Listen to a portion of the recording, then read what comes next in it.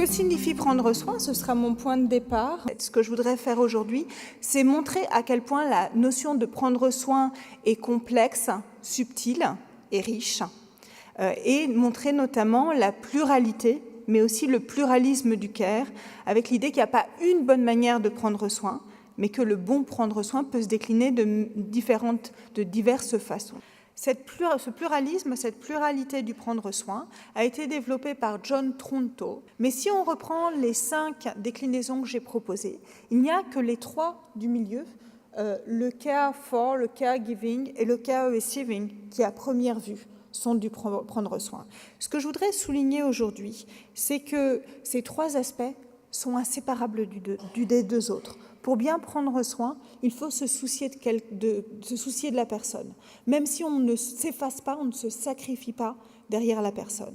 Et puis aussi, prendre soin, c'est du caring with. Quand on prend soin de quelqu'un, on travaille aussi à améliorer la démocratie dans laquelle on se construit et on construit les autres. Et puis la démocratie qui nous relie les uns aux autres. Il y a une question d'équilibre à trouver. Ça vous rappelait, c'est cet altruisme sans abnégation dont je parlais tout à l'heure et qui est fondamental.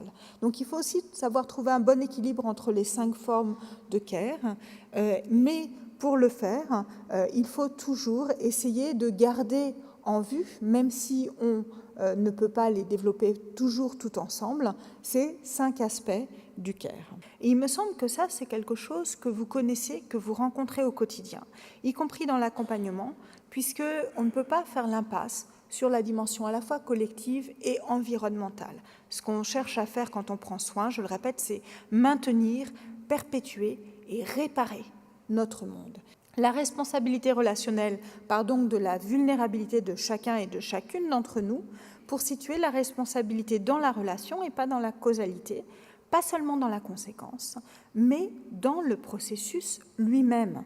Et donc c'est une attention aux choses du quotidien, aux gestes, à la manière dont on va construire les relations, qui va ouvrir une nouvelle facette de la responsabilité. Ma responsabilité vis-à-vis d'autrui, elle n'est pas seulement dans l'action qui va entraîner une conséquence, mais elle est également dans les gestes, dans les gouttes d'eau et dans la manière dont je vais me situer dans certaines relations. Alors, un point important de mon travail aujourd'hui en lien avec le care concerne les nouvelles technologies. La robotique, l'intelligence artificielle, ça pourrait sembler très éloigné de ce que vous faites. Il ne me semble pas du tout, en discutant avec différents membres de l'équipe de l'UNAFO, que ce soit le cas. Pourquoi? Parce que cette dimension relationnelle, elle souligne notamment que tout ne peut et ne doit pas être mécanisé. Or, aujourd'hui, qu'est-ce qu'on développe? Eh bien, on développe des robots relationnels. Il y a pas mal d'hôtels aux États-Unis qui testent un accueil soit par borne, dans le pire des cas, où là on est au summum de la dématérialisation, mais on m'a dit hier que c'était également le cas en France, et également avec des robots qui vous accueilleraient. Les robots sont présents maintenant dans les hôpitaux. Il n'y a aucune raison pour qu'ils ne soient pas présents dans les habitats que vous gérez et que vous construisez, que vous maintenez.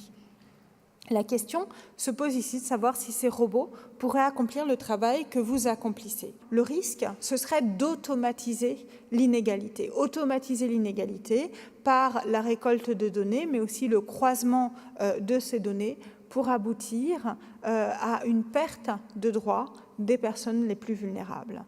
Et ce point est peut-être à l'opposé, justement, du prendre soin, dont j'essayais de développer les diverses facettes auparavant, et cette attention, du coup, à la manière dont on va automatiser le prendre soin est peut-être quelque chose dont il faut care about, dont il faut se soucier aujourd'hui. Peut-être qu'aujourd'hui, bien prendre soin, c'est pas seulement dans le quotidien, dans l'accueil, dans le suivi des personnes, même si c'est évidemment le cas, mais c'est aussi dans la réflexion en amont sur la manière dont on va accepter dans ce qu'on appelle en grec l'oikos, qui est à la fois la maisonnée et l'économie, dans l'oikos, les nouvelles technologies et ce qu'elles impliquent.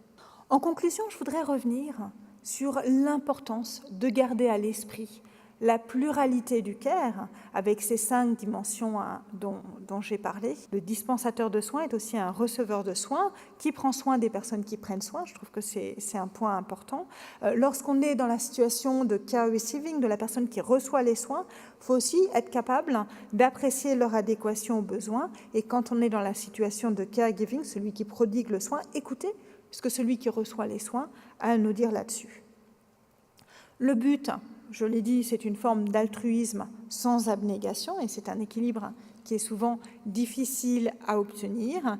Et pour terminer, j'aimerais souligner le fait que la question est une question centrale pour nos démocraties aujourd'hui, puisqu'on est dans une situation où certes les inégalités s'accroissent, mais aussi les richesses s'accroissent, où les technologies se développent et s'introduisent dans à la fois l'espace public et l'espace intime. Donc on voit bien qu'il n'y a pas de séparation nette entre les deux, comme le soulignait Tronto.